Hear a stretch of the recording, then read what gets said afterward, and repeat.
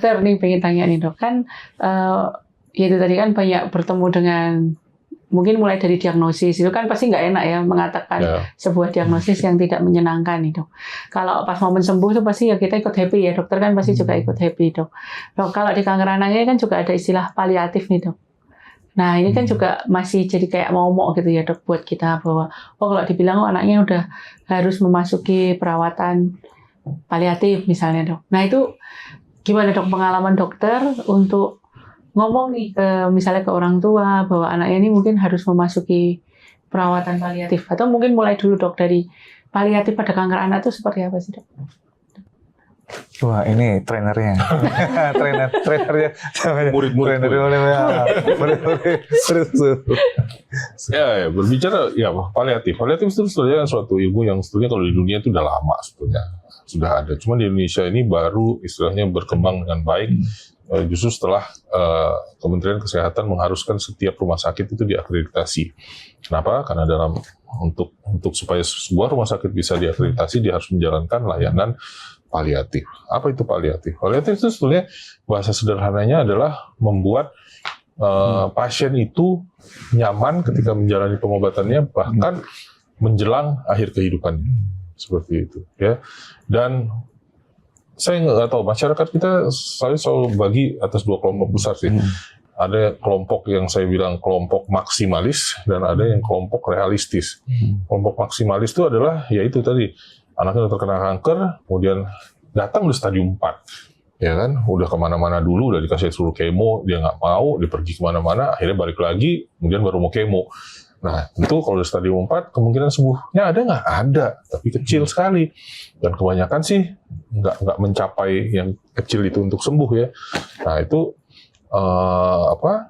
dengan kondisi seperti itu, memang paliatif banyak berperan. Dan memang selama ini masyarakat mengetahui paliatif itu kaitannya dengan seseorang yang akan meninggal. Tapi pada dasarnya paliatif itu tidak hanya mengurusi pasien yang meninggal. Jadi yang berpikiran kalau seandainya seorang dokter, Mas Riza misalnya merujuk pasiennya ke paliatif, itu berarti sebentar lagi pasiennya meninggal. Bukan itu pengertiannya. Ya, karena di paliatif itu kita tidak hanya memberikan istilahnya itu tata laksana akhir kehidupan, tapi juga tata laksana gejala. Contoh, aku nggak tahu kayak ketua youth kita ini waktu osteosarkoma nyeri pasti, ya kan? Nah, itu bagaimana untuk mengatasi nyerinya? Nah, itu kita mesti kirim ke paliatif, ke tim nyeri. Nah, itu kan paliatif juga. Apakah dia meninggal? Enggak dong. Seperti itu. Tapi itulah paliatif. Jadi, paliatif itu tidak semata-mata hanya menangani pasien yang mau meninggal. Jadi, sekali lagi, masyarakat jangan berpikir kalau seorang dokter merujuk seorang anak ke dokter paliatif, itu berarti anaknya ntar lagi meninggal. Bukan begitu. Ya, tapi justru kita mau bantu dia kalau gejala-gejala yang lain itu bisa teratasi sehingga dia bisa menjalani proses kemoterapi itu dengan nyaman. Seperti itu. Muntah, sebelum muntah udah dikasih obat muntah dulu supaya dia nggak muntah dan akhirnya jadi trauma untuk menjalani kemo. Nah, sekarang bersyukur obat-obatan kita udah canggih-canggih, udah bagus-bagus dan soalnya saya pernah, ibu saya kena kanker payudara tahun 75 dan saya melihat ibu saya itu tersiksa banget di era itu dengan kemoterapi dan radiasinya juga bukan pakai elenek, itu masih pakai kobalt dan itu sangat menderita. Itu saya bisa bilang seperti itu ya. Dan sekarang itu udah jauh berbeda. Dulu ibu saya itu ya kalau muntah apa segala saya masih lihat tuh. Sekarang anak-anak bisa dilihat kalau kemo jarang ada yang muntah ya. Bisa bilang nggak ada yang muntah malah dengan perkembangan obat-obat yang sekarang lebih baik dan sinar juga nggak yang sampai terbakar atau gimana ya. Jadi kualitas pelayanan kanker kita sih sekarang sudah jauh lebih baik dibanding era-era dulu ya, tahun 70-an.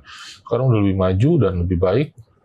Dan ya itu tadi tujuannya apa? Ya untuk menyamankan, untuk make comfort untuk pasien, yang menyamankan si pasien sekalipun dia harus menjalani suatu pengobatan yang mungkin tidak menyenangkan dirinya gitu ya. Sebenarnya kita juga nggak mau juga anak ini di kemo, tapi sampai sekarang kalau kita lihat di Amerika Serikat juga masih kemo juga gitu. Makanya kadang-kadang saya juga bingung, ada nggak obat lain selain kemo gitu kan? Dan ya itu tadi, nanti keluarlah buah merah gitu kan. Aku mau coba buah merah, aku mau coba keladi tikus, aku mau coba apa lagi tuh. So yang alternatif kayak gitu. Akar bajaka seperti itu, ya kan. Yang kita tahu itu nggak nolong. Mau di Amerika aja masih kemo, kita mau sok-sokan nggak kemo kan. Agak aneh juga tuh itunya. Itu masyarakat perlu tahu itu. Jadi jangan alergi terhadap paliatif kalau saya boleh bilang ya. Karena justru itu tujuannya untuk membantu anak-anak ini untuk memperoleh kenyamanannya selama menjalani pengobatan maupun ya itu tadi menjelang akhir hidupnya juga kita bantu. Baik dokter.